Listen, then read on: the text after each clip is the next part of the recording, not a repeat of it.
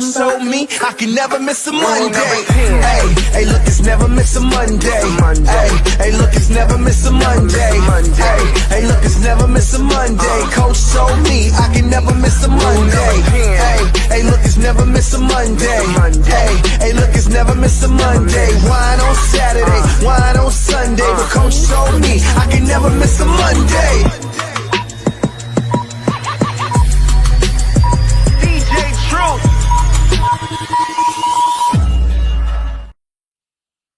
Good evening. Welcome to the Monday Night Live Real Estate Call-In Show with Coach Mike. I'm your host, Rick Davis. If you don't follow me on social media, I invite you to do so at Prime Real Estate Rick. If you're looking to buy, sell, or invest in residential or commercial real estate anywhere in the great state of Texas, but especially here in our lovely city of Houston, you can reach me directly on Instagram at Prime Real Estate Rick. It's an honor and a pleasure to be here with you this week on Monday Night Live, just like it is every week here around this same time.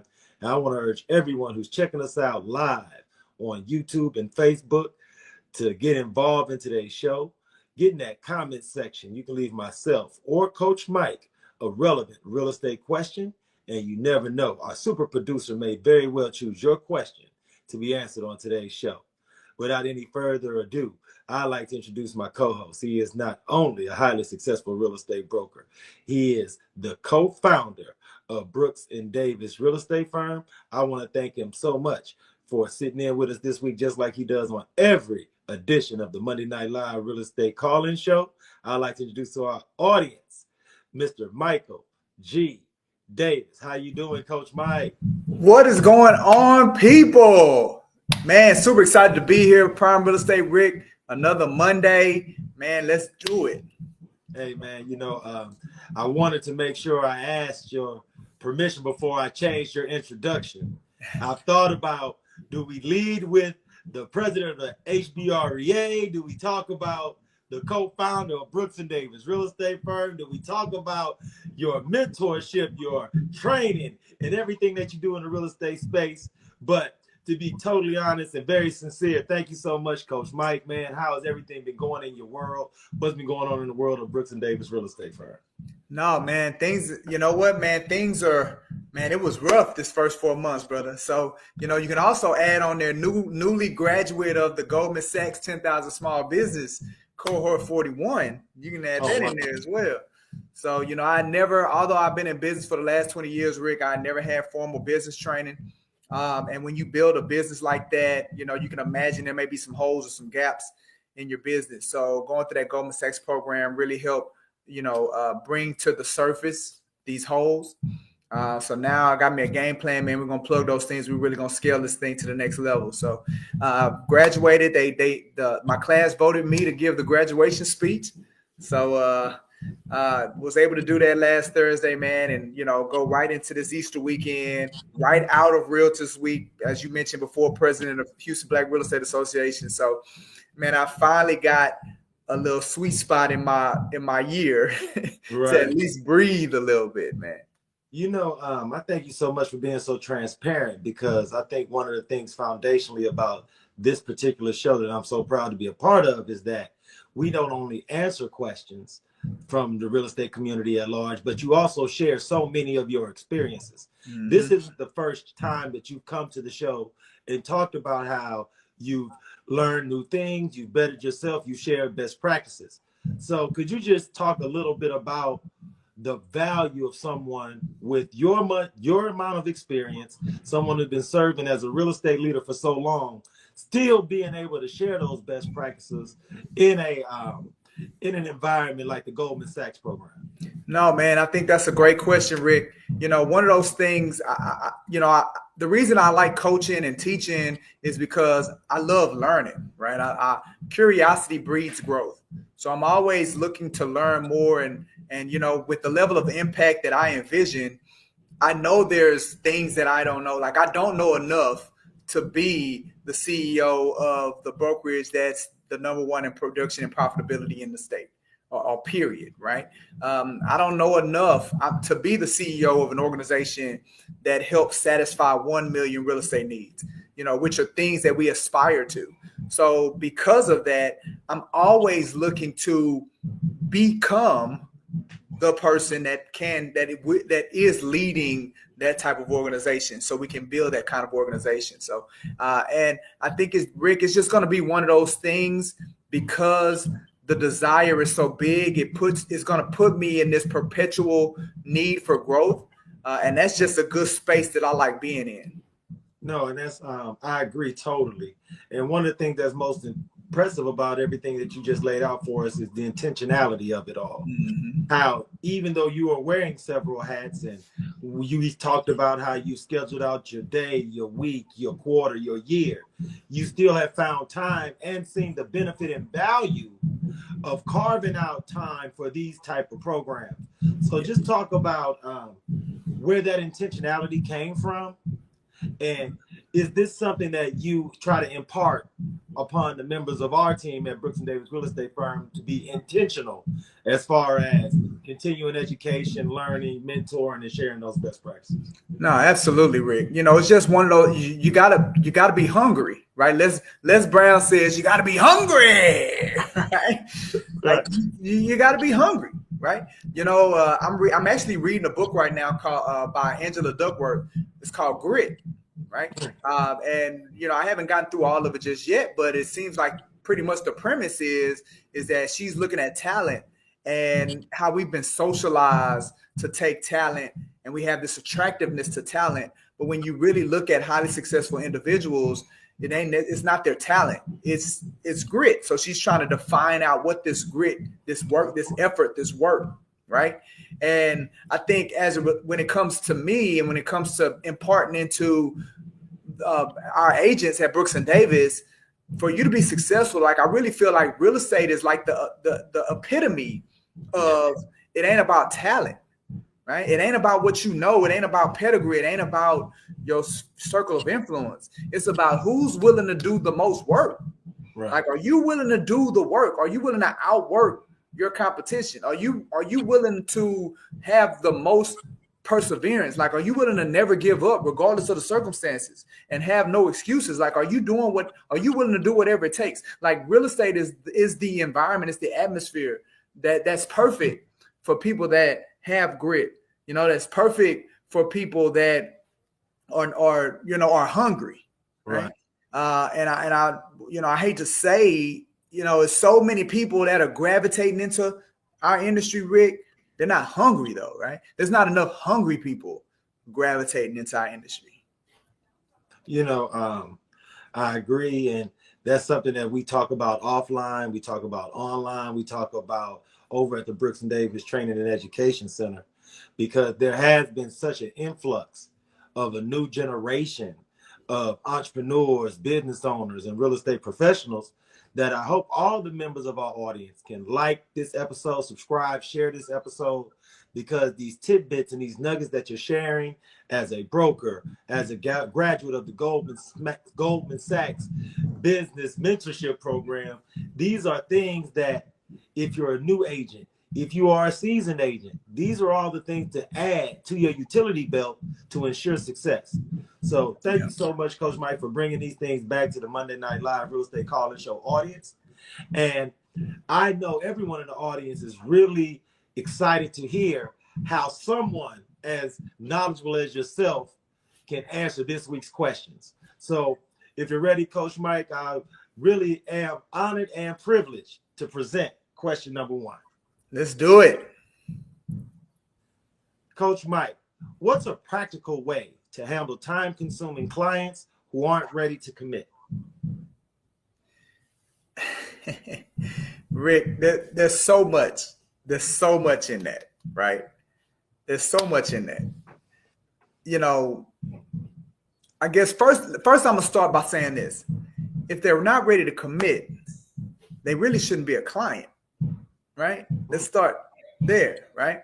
So what that tells me is when you're looking to deal with something that's consuming your time, like your clients, they should consume your time. Matter of fact, but if they're not committed, then they shouldn't have that label. as client. So what that tells me, Rick, is that there's a gap in this, the person's, whoever asked this question, that there's a gap in their sales process. Right. There's a gap in their sales process. So this is what I mean by that. And, one of the things that I'm really going to be, especially as we go through the rest of 2025, I'm really going to be honing in on core business principles. Right. One of the greatest gifts that I was able to receive by going through this Goldman Sachs cohort was really getting me to focus on, there are fundamental principles that apply to all businesses, not real estate, every single business. Right. So you guys are going to be hearing me say this a lot. There are 5 core business principles, right? Fundamental things. One is marketing and prospecting. The second one is sales. The third one is operations, right? Now, if you don't do well in those 3, and for most real estate agents, that's the reality. They don't do well in those 3 competencies, right? And that's why the attrition rate is the way it is in real estate. That's why, the numbers are what they are. The bottom third of real estate professionals don't do at least 1 transaction in a year, right? Why only 12% of real estate agents do 10 or more transactions in a year, right? Why 6% of real estate agents are responsible for half of the production and half of the transactions closed. That's why, because they don't do well in those first 3 business competencies: marketing and prospecting, sales, and operations, right? And if you don't do well in those 3, then the other 2 don't matter, because the other 2 are finance and human resources. Well, if you're not doing well in those 3, then you ain't got no money. So you ain't got no finances to be managing, right? And if you ain't got no finance to be managing, then you ain't got no money to pay nobody. So you don't need no human resources. So really, it's about those 3. Well, if a person is saying they're consuming time with clients who aren't ready to commit, that means when it comes to their sales process, because marketing and prospecting is attracting the person. So they attracted that person that said they had a need and say, I have a desire, I want to buy, or I want to sell, or I have something that I want to do when it comes to real estate. And whatever that thing that you put out there, whether that was a cold call, a door knock, whether that was a billboard, whether that was a social media post, whether that was a relationship and it was referred, whatever you did, that's in marketing and prospecting. That attracted that person, right? But just because you attracted that person doesn't mean that they're going to use you. And that's where agents miss it, right? When somebody says, yeah, I want to buy, they automatically, they take it as, oh, they're going to buy and they're going to use me when they buy. That's not what they're saying. Oh, they want to sell, they're going to use me when they know. That's not what they're saying, right? They're just letting you know of what they're going to do. So now you got to go to this second phase of sales, right? Okay, so now, just because I tell you I want to buy a house, I'm not telling you if I'm committed to the process. I'm not even telling you that if I'm able to do it. All I did was say I want to do it. So your sales process, that is the area of your business that fleshes that out. Are they committed, right? Are they capable? Are they willing to do what is required to prepare them for whatever their real estate situation is? For those of us, Rick, that have been in this business for a very long time, we know there are many things that can hijack a real estate transaction closing. Somebody achieving whatever that real estate desire it is. There's so many things that can hijack that. But you as a professional, it's your responsibility to flesh that out. It's not the customer's responsibility to come to you and say, hey, you know what? These are my gaps. This is what's stopping me from buying, or this is what's stopping me from selling. They don't know. They don't have a clue. It's your responsibility to help guide them through that process. So what I mean is, through your sales process, that's where you determine if the people are committed, right? That's where you figure that out. Go ahead, Rick. No, Coach Mike, I thank you so much for sharing that, because that just brings us to the part where you discuss business practices, some of the fundamentals. Did you talk about, for those members of our audience that may feel as if they've spun their wheels with the client and way farther down the road realize that they weren't quite ready or quite committed to the process? Could you talk about how powerful the IABS, the information about broker services form is, and getting those buyer representation forms signed at the beginning, or the introduction of you as a real estate professional to a potential client, how that can help to gauge their buy-in, to be able to gauge their commitment level, and why those forms are so important and how new agents can use those forms to kind of alleviate these concerns? No, absolutely, Rick. And here's the reality of it. Those are good forms, right? Those forms are there and they have a place, right? The IBS has a place. The buyer's representation agreement, it has a place, right? With that being said, though, you have to understand as a professional when these are needed, Yes. right? To guide the conversation. We'll say that, right? When I think back on when I go to the doctor and the doctor comes in and he begins to diagnose my situation, like he doesn't have a form. You know what I'm saying? Like he doesn't have a form that kind of dictates our relationship, like our, doctor-patient relationship or any other stuff. Mm-hmm. He literally comes in there with a curiosity, right? He comes in there with a curiosity to get an understanding of what's going on. We hear these terms in the medical industry of bedside manner, right? But we need that in the real estate business. Like you need a good bedside manner. That's something, that's a way that they define good doctors versus bad doctors. It's their bedside manner. It's the same thing when it comes to real estate professionals. How's your bedside manner? When a person walks up to you and they say, "Man, I want to rent," we'll do that because we role played this morning, Rick. Right. Person comes up to you and says, "I want to rent a house. Your house is for rent, whatever, $2,600 a month. I want to learn more about that rent." Okay, all right. To me, Rick, that's like somebody going to the doctor and saying, "Man, doc, my leg hurt." Right? My leg hurt, Rick, and I don't want it to hurt no more.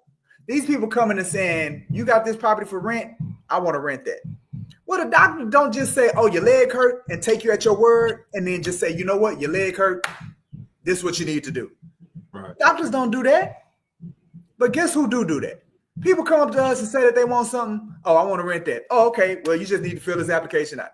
Or you need to just do this, or this process. They don't diagnose the situation at all. They don't even ask them, "Hey, I understand that you want to rent. What's stopping you from buying?" Like, if anything, that should be the very first question that you should ask. Because if you're a proponent, like I'm a proponent of people owning homes, the very first question I'm going to ask is, what's preventing you from buying? Right? Because now I'm in a position to really understand, where is the gap? Where can I truly help you? Like, the best use of me is not just giving you information on how to apply for this home. That's not the best use of me. The best use of me is, let me see if I can really give you what you like. Have you ever dreamed of buying a house? Like, have you ever dreamed of owning a home? Right? Okay. And even if that's not the case, before I rent this one, before I tell you about this particular property, is this the location? Like, is it the best location that had you thought about your location and how your location impacts your quality of life? How does it impact your commute? How does it impact the thing? Like, you have kids? Are your kids involved in stuff? Are they involved in stuff that's around this area? Like, is this even the best area for you to be living in? Right? And let's talk about the price. Like, how is this price going to impact you? Right? How did you come up with this number right here? Right? Have you had a chance, an opportunity to look to see what's available within this price point, what you can actually get for this number? Or are you just solely looking at it from a standpoint of what you believe you can afford, right? But in most consumers, what they can afford and what they really want, them things ain't matching. So they need somebody to help them reconcile that. So we got to talk about price, right? How soon are you wanting to do it? Right? How soon are you, are you looking to do this within 90 days? After 90 days, are we even in a position to where we can wait 90 days? Or is this something you got to be out like tomorrow? Do we have some alternatives? Because, having to be out by yesterday, like that don't work well in the real estate industry. So before we even think about that, we might have to look at some alternatives to hold you over to give us enough time to achieve. So you got to have those kind of questions, right? And Rick, I ain't pulled out the IBS when I'm having that conversation with you. I haven't pulled out the buyer's rep when I'm having that conversation with you. I need to diagnose your situation and get an idea of, what's really going on. Hey, are you even working with a realtor right now? Have you talked to somebody else? Have you made a commitment to working with somebody else? Where do you really stand with hiring somebody? Do you even have an understanding of how the compensation structure works? Right? Most people, when they come to us, Rick, they don't know the answers to anything that I just laid out to you. And realtors don't have good bedside manner, and they don't take the time to go through that process with people. Like I said this morning with my team, I was role playing. I let them go first. I let them role play with each other. I let them, one be the agent, one be the buyer, one be the agent, one be the renter, and they and I didn't give them any feedback. Right? I let some of the other team members give them feedback, and then I jumped in there and I said, "Hey, you be the buyer, let me be the agent." Right? And one of the very first things that they picked up on was it took me a lot longer to get through the questioning process than it took them. And that's what I was telling them. Like, y'all are rushing through this. Y'all aren't taking enough time to really, number one, build rapport with the people, right? Find out where they work, find out, about their family, find out about their recreation, find out about their dreams, because all that matters when you decide where you're going to live, right? Find out about that. Find out why the location is important and this price, where it needs to be, and if they're working with somebody. Right. And, if they what are their thoughts around the mortgage process and those things, before you even think about an appointment, scheduling an appointment, you got to spend more time talking to people. Got to have better bedside manner. Right. So that's where I would put those items that you talked about, Rick, the IABS. And I do feel like agents get caught up in the forms when, in many instances, the forms may never need to come out, depending on how the conversation goes. No, it makes a lot of sense. And I hope everyone in the audience had an opportunity to heed that message, because to your point, that quote unquote bedside manner, the showing someone how much you care before telling them how much you know. Right. I think that's the overarching, encapsulating sentiment of everything that you just mentioned. Because like they talk about in sports with coaches, when you're meeting new players, or you work a lot with youth sports and dealing with young people, they don't care how much you know until they know how much Coach Mike cares. Absolutely. So I think in the real estate space, that is advice that we all would be better served heeding, and something to add to our foundation of how we interact in this space so that we can serve the real estate community to the best of our ability. So thank you so much for that, Coach Mike. Absolutely. And, it's hard to top that question, but we do have a second question for you this week on Monday Night Live Real Estate Call-In Show, Coach Mike. So without any further delay, I'd like to present question number 2. Let's do it, man. Coach Mike, what's the best way to incentivize agents on my team to hit their goals? Oh man, again, it's another one of those ones that's got to be unpacked. Right? It's got to be unpacked, right? It's like motivation, right? Incentivize, right? Listen, if money ain't it, like if money is not enough to get you to move, what I'm gonna tell you, right? If paying your bills and taking care of your family is not enough, it ain't nothing I can say. What other incentive can I give you other than you get paid? Right? So, I mean, I get it. People like recognition. I understand that, right? I never understood it when it came to a commission-based business. Right. Now, if you're an employee, right, and the amount of money that you get paid is not directly connected to your performance, okay, I understand the incentives, right? Because maybe I like my name being on the wall. Maybe I like the award, or maybe I like, because my income is the same regardless. Like whether I get recognized, whether my name get on the wall, whether any of that happens, every 2 weeks, the amount of money I make is going to be the same as long as I show up. I understand incentives. But in sales, the better you are, the more money you make. So it ain't got nothing to do with a list. It ain't got nothing to do with an award. It ain't got nothing to do with a lunch. If I close more transactions this month than I did last month, I make more money this month than I do last month. And if I close more transactions next month than I do this month, then I have more money that I'll make next month. than I did this month. More money to take care of my family. More money to go do recreational things with. More money that I can save and invest towards my dreams. Like, what other incentive do you need?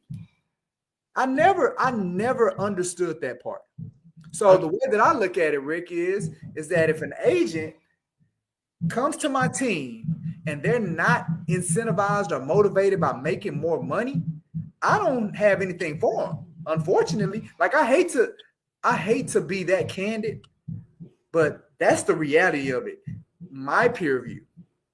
If we were if I was talking about my staff and my employees, yeah, I got to incentivize you because the money thing stays the same.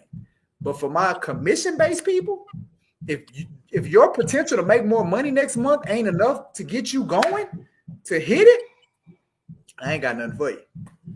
You know, one of the great things about being a member and a partner over at Brooks and Davis Real Estate Firm is that we have so many continuing education opportunities to learn from other entrepreneurs if they're in the lending space, if they're in the inspection space.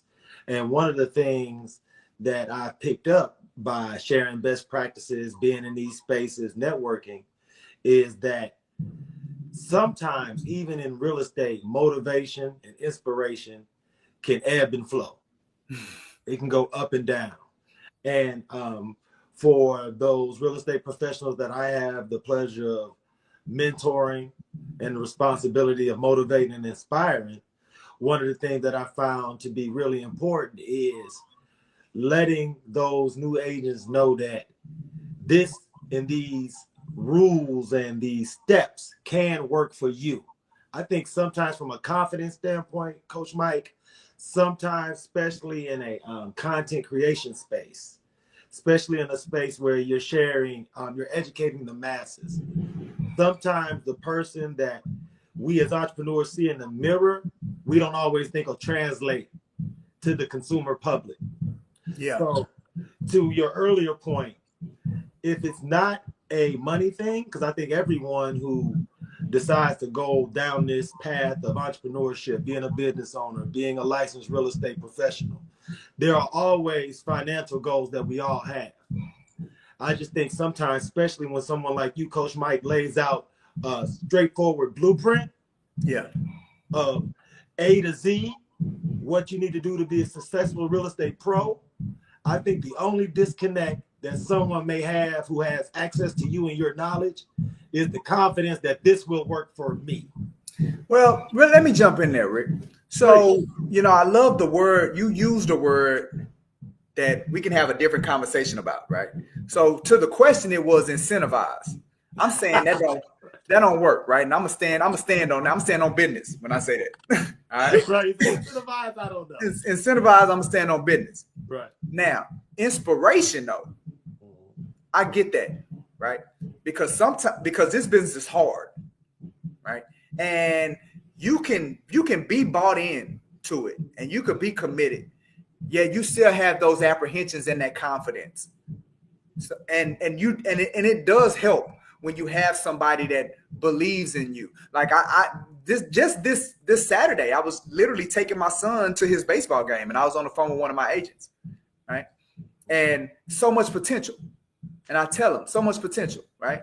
They're skeptical and apprehensive about leaving their job when they're on pace to double the amount of money in real estate than they're going to make with their job. I'm telling them, hey, if you really want to achieve the goals that you're looking for, the 40 hours that you're committing to that every week, you need that. We need that. We need that time. You're looking at the money. Don't look at the money, right? What we need is the time. We need that time away from that job so we can really implement some things to help you go to the next level. But guess what? They didn't believe, like it was tough.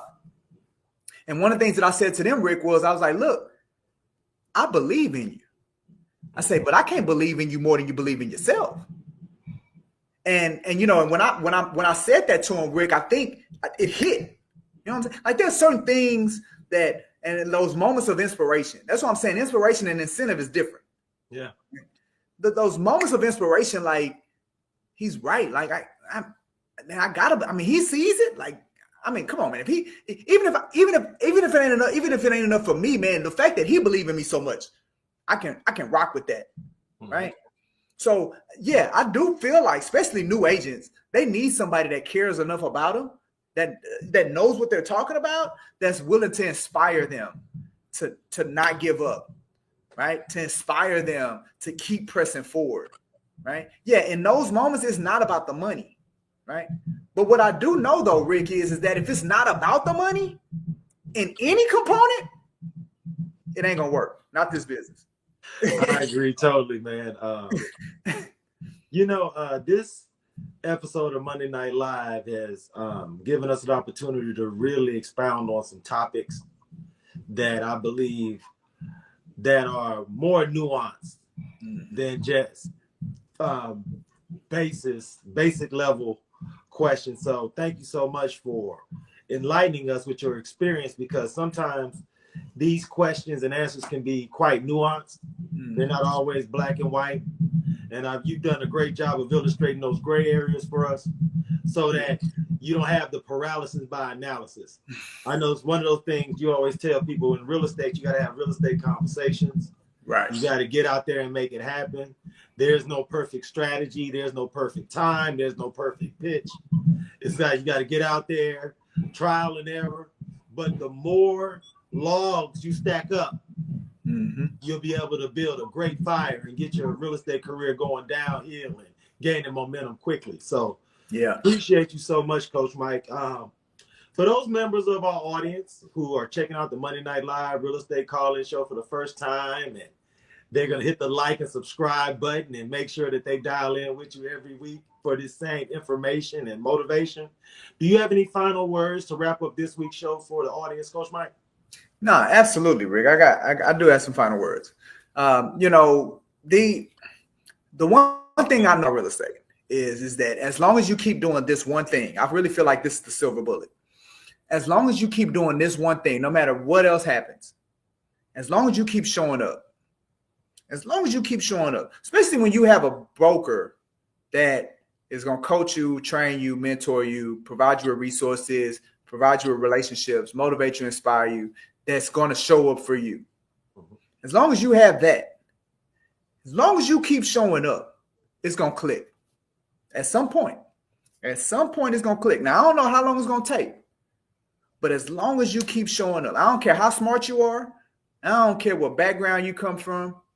I don't care about anything. There's literally no external circumstance that I could care about that I feel would trump if the person keeps showing up. That level of perseverance, and that's the secret bullet. Showing up. You got to keep showing up, right? Because I know for us, every week I track our metrics. Like I have over 100 metrics that I track as it relates to Brooks and Davis Real Estate Firm. And one of those metrics that we track is how many programs did we do that week, right? And I just did it for last week. We did 10 programs, 10 programs last week. As you know, from trainings to consumer events to group coaching, 10, right? For us, we're gonna show up, we're gonna provide that support, right? But unfortunately, Rick, our agents, and I know this is probably common across the board, so I know it's not unique to Brooks and Davis Real Estate Firm, that our agents do not participate at the level that they should, that you will feel like they need to. Now, I know, listen, Rick, I see the commission checks. Mm-hmm. I see who making money. I see who not making money, right? And based on those numbers that I look at every week, as far as people's production, when we do something to expose you to some knowledge or some resources or some information or some training or some coaching, the wall, it should be packed, right? But it's not. And that's okay. Because guess what, Rick? That is not going to stop us from showing up. We're going to continue to show up. And as long as you continue to show up, then it's just a matter of time before you hit the heights of success that you're striving for. You just got to keep showing up, Rick. Oh, man, that's a perfect way to put a bow on this episode, man. Thank you so much, Coach Mike. On behalf of the CEO of Brooks and Davis Real Estate Firm, Mr. Michael G. Davis, my name is Rick Davis. We want to thank everyone in the audience for tuning into the Monday Night Live Real Estate Call-In Show. Please smash the like, hit the subscribe, share this episode. Come back every week in the same hour on Monday night for all the motivation and inspiration that CEO Coach Mike can pass out to the audience. On behalf of him and myself, we urge everyone in the audience until next week to please be safe and be blessed.